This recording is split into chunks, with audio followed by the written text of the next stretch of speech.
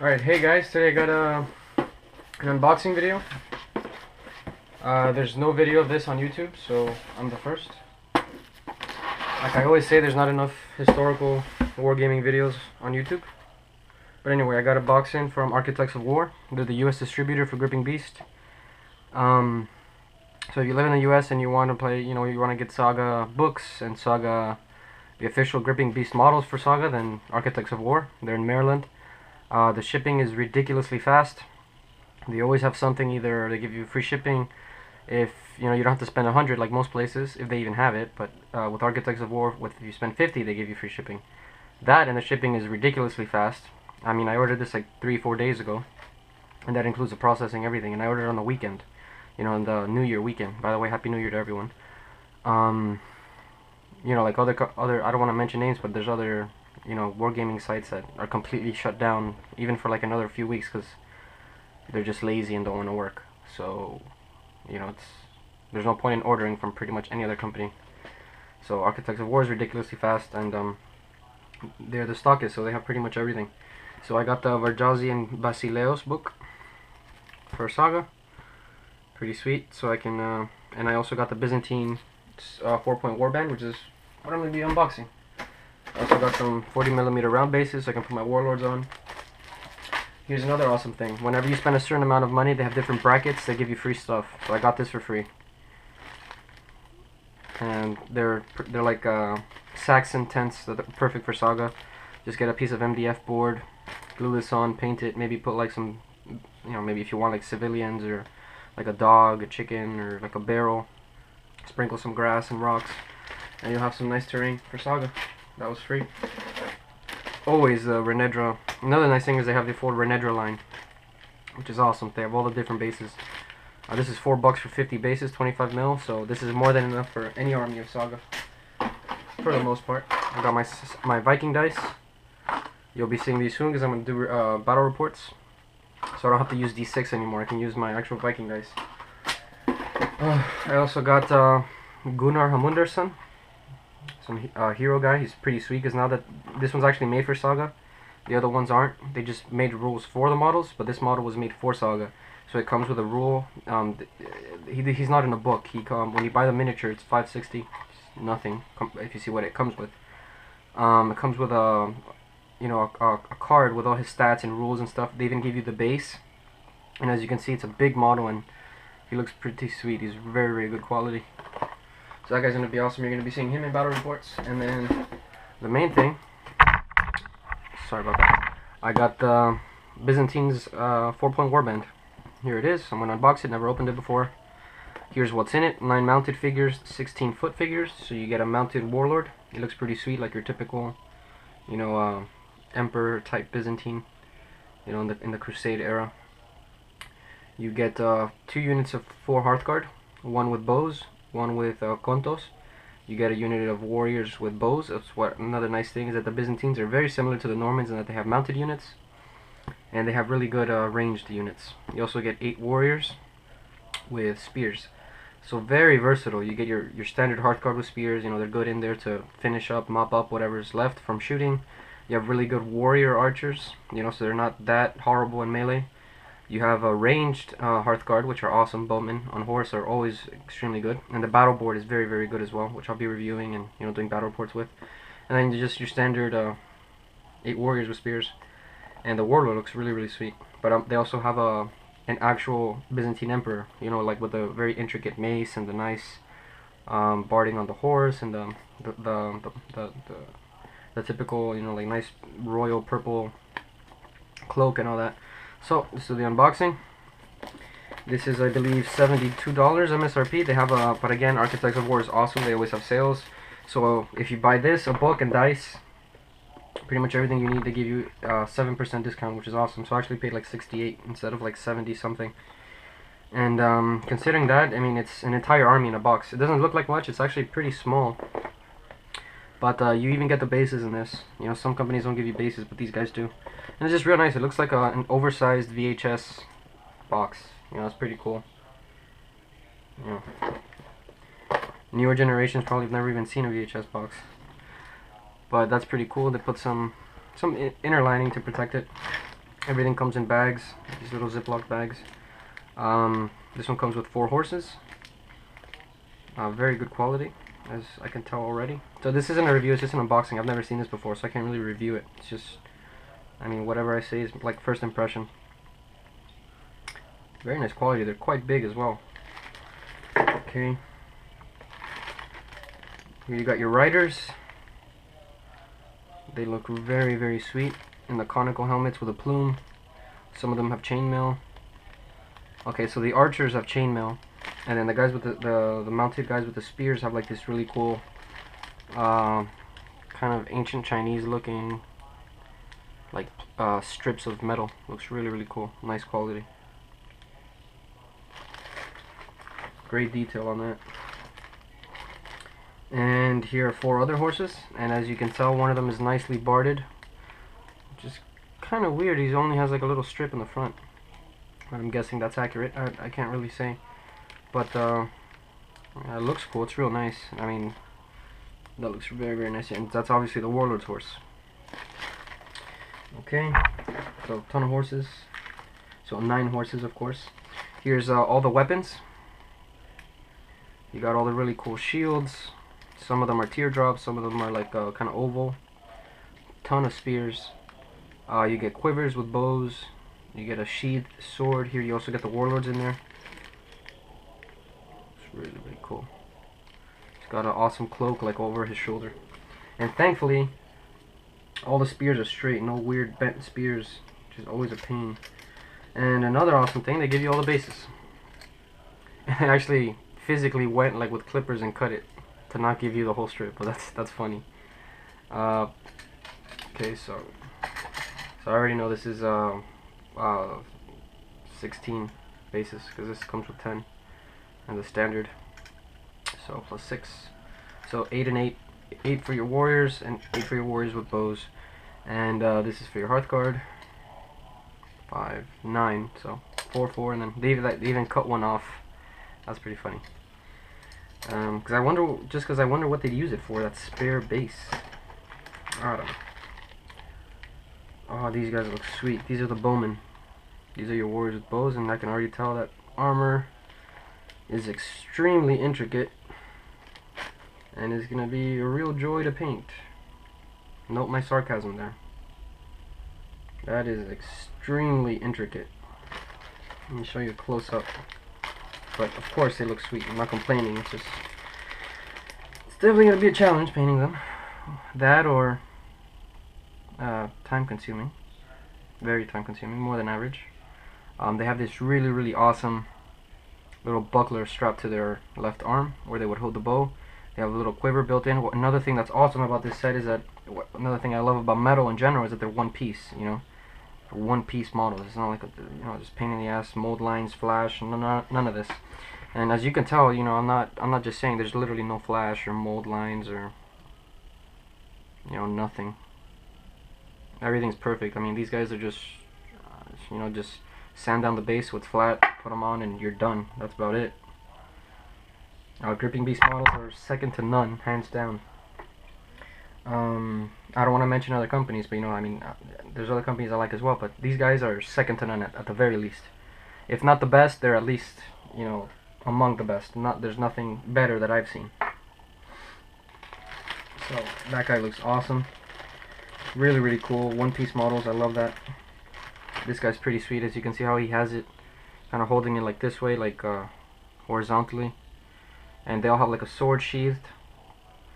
And the quiver, real nice detail. It's not chainmail. It's like this really cool scale mail with like holes in the middle. And this awesome little sash in the back to protect them from the sun, I guess, or from getting hit in the back of the neck. This guy's got like, you know, different design on the back. Great detail. Nice variety. They also have greaves on their calves. Looks very, very cool. Okay. There's another guy holding it. Another guy, another awesome pose. This guy's kind of like reaching back for an arrow. He's reaching back into his quiver. Really, really sweet. So I'm going to be painting these guys up. And, you know, doing painting tutorial on these guys. I'm also going to order some Sili.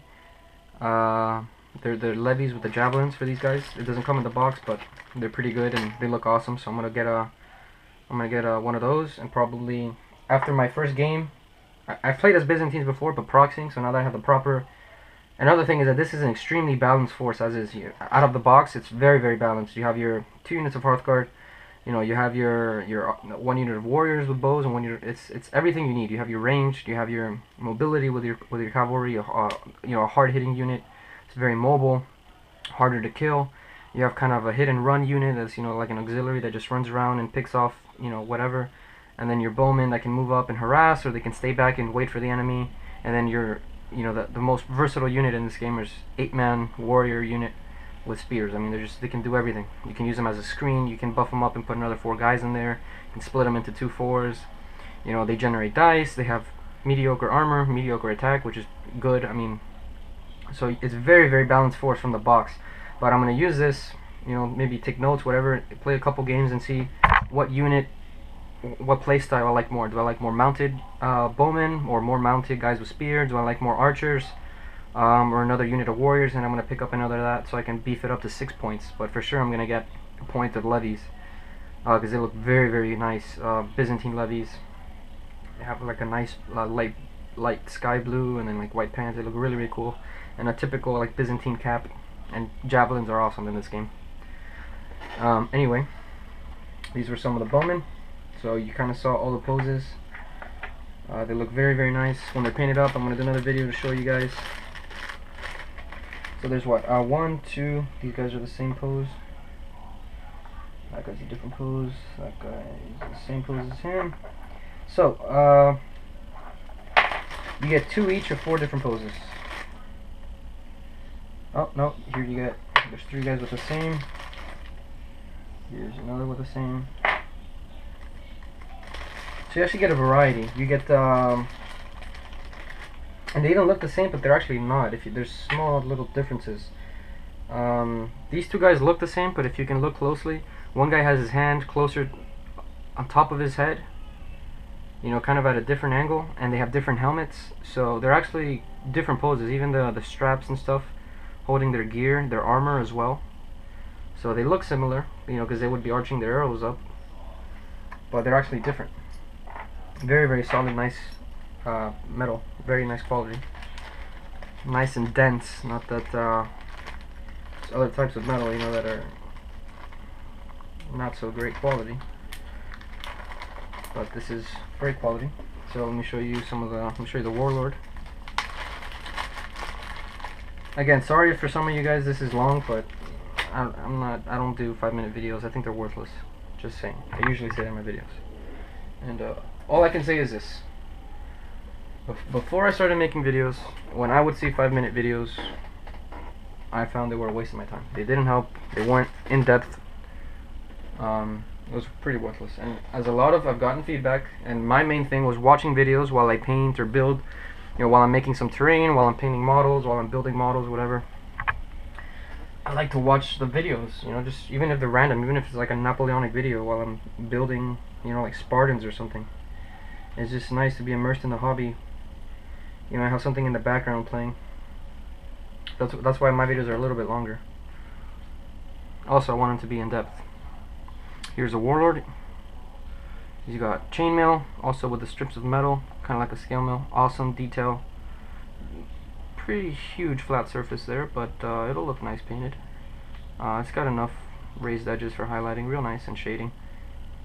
Really cool detail on the helmet. As you can see, he's got you can even see the individual scales on the back of his helmet. That looks awesome. You can see the crook of his elbow. You can see, I mean, the angle that his elbow's in through the cloak. You can see the little clasp, the brooch that's on his cloak. You know, great quality. You can even see the stirrups in his hand. He's got a sheathed sword as well. Very, very nice. Amazing quality. I don't even have to clean this model up, I can tell you that right now. Just plop them on. And I'm going to get you the horse so you guys can see what he looks like on his horse. And this way I'll just show you this guy's horse and then maybe another standard horse. So, there he is. Warlord, quite big. I mean, if I had another model, here's another, well, that's plastic gripping beast, but they say they're compatible, so yeah, I guess I could use a plastic one. This is a plastic gripping beast, just to compare. The horse is quite big. Oh, looks real nice because I've been using some other company's horses, you know, just to play test. You know, I didn't have the money, so it's not like I was being cheap. Now that I do have the money, I bought the actual gripping beast models because I hate proxying. I'll only do it if I really am dying to like try a new faction or tactic or something, and I'll only do it once or twice. I don't like proxying. But anyway, yeah, now I don't have to proxy anymore. I got actual Byzantines. Byzantines are awesome, and especially for me because I'm Greek, so I don't have to be a Viking to play Saga. Because when it first came out, I was like, you know, I always like to play games where I can play a faction that I'm from.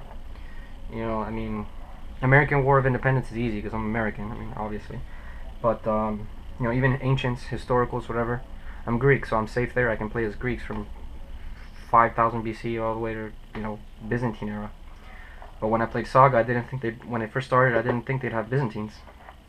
So it's pretty sweet that I thought, oh, they're all Vikings, so I'm, you know, Irish and Scottish, so, you know, it's going to be one of the first games that I play that I can't play as, you know, like where I'm from, so it's pretty sweet. That's why I love the Byzantines. I can play as my own faction. And now even the Russians can play as their own faction, and they have more options than we do because they have two factions. They have the Pagan Rus and the Prince's Rus. So that's pretty sweet. That would be an awesome battle report. Princes of Rus versus Byzantines, because they did fight each other. So that would be pretty sweet. Just got a tiny bit of little. Yeah, I just took it out with my nail. A little bit of flash, but almost nothing. And just here's a horse. Look, they're pretty big. I mean, I don't know if it's just because, I mean, they're definitely bigger than GW horses, that's for sure, but you know, GW is a different monster altogether. I mean, completely unproportional. Just to give you a rider. That seems about right. I mean, I was watching a military parade the other day, you know, they had a horseman and all that, and you know, I just noticed how big the horses are compared to the rider, and this kind of, you know, is very accurate from that parade I was watching with the soldiers on the horse. You know, the horse should be very big compared to the rider. You know, if it's like a Western European horse and not an Eastern, like, steppe horse. But yeah, that's real nice. Horses, great quality. Some of them are galloping. Most of them are. You know, the Emperor's, the Warlord's horses, of course, standing there kind of like looking at the battlefield. I'll show you some of the shields. Thankfully they're flat, thank God they're flat, so if I wanted to paint them, I could, because when they have edges and weird designs like etched in, it's annoying to paint.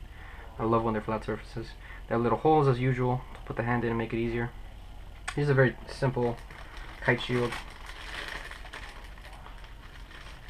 We got some of the oval shields. Got to find. Here we go, so this is what the warriors would use. Real nice, kind of similar to like a late Imperial Roman shield, but less oval, more roundish. And it's got it's like a, you know, it goes inwards. I can't remember the geometrical term, but as you can see there, looks real nice. It's got a little boss there. And the nice thing about metal is that metal is not perfect. So if you see on the shields, especially on flat surfaces, there's these little, like, they look like air bubbles inside, like indents. You know, it's imperfect. So when you paint it, it looks like a self-made wear and tear and you know, weathering. So that's pretty cool. Oh, this is awesome. Look at this. It actually comes with that the typical Imperial. Look how awesome that is. A little mace, a typical Byzantine mace. That looks awesome, but I wonder who gets it, because the Emperor doesn't have any open hands. So that's pretty cool. If I can find somebody to use them with, I will for sure. I got the nice recurve bows, but let me show you a spear. Pretty long. I'm guessing it's a contos. Even though it does look long.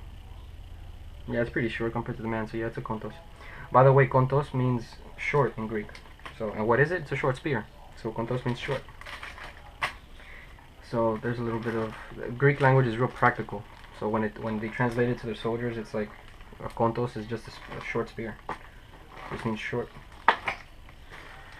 And toxoti just means bow. Doxo is a bow. Doxoti. No, please.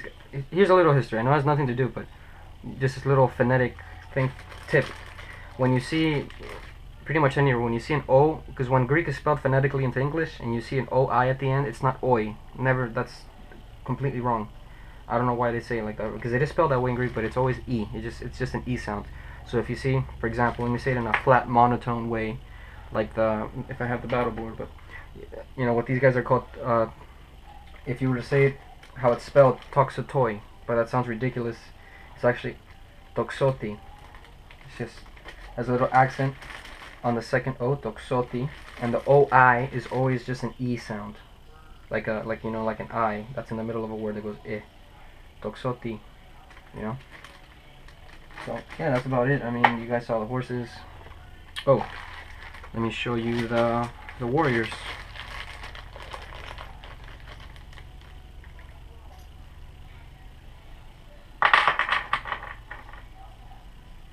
So these guys look awesome as well. This guy's kind of holding a spear over his head, real sweet. Again, I love that they're one piece. You just glue them onto the base, glue on the spear, and you're ready to go. I'm still not used to plastic, even after years. You know, I always like metal more. You see, they're in a similar pose, but they're actually completely different models.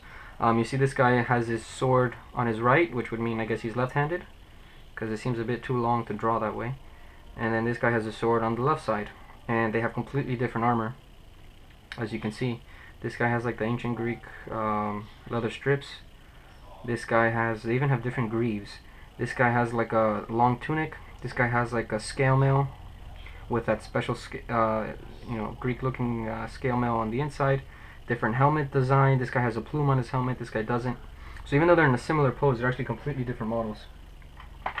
Okay, so there's that. Here's another guy, a similar pose, but again different. There's another guy, also very different armor. Very, very nice, lots of variety. But as I'm seeing now, this guy also has completely different armor. He's got these really cool wide leather strips on his shoulders, like on epaulets. But wow, they're actually, every single guy's in this almost same pose. But that's pretty cool. I mean, it makes sense. If they were like in a shield wall or something, they'd all be holding their spears overhead. So lots of variety. This guy's completely different from all of the rest. He's got like a little metal cap with like a leather thing on the sides. Looks pretty sweet.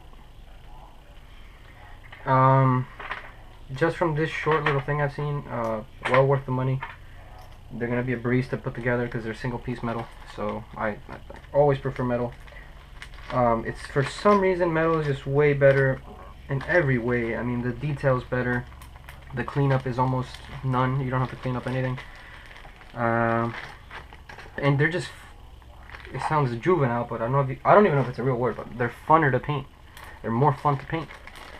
There's just something about it. I mean, it's just, they leave a more smooth surface.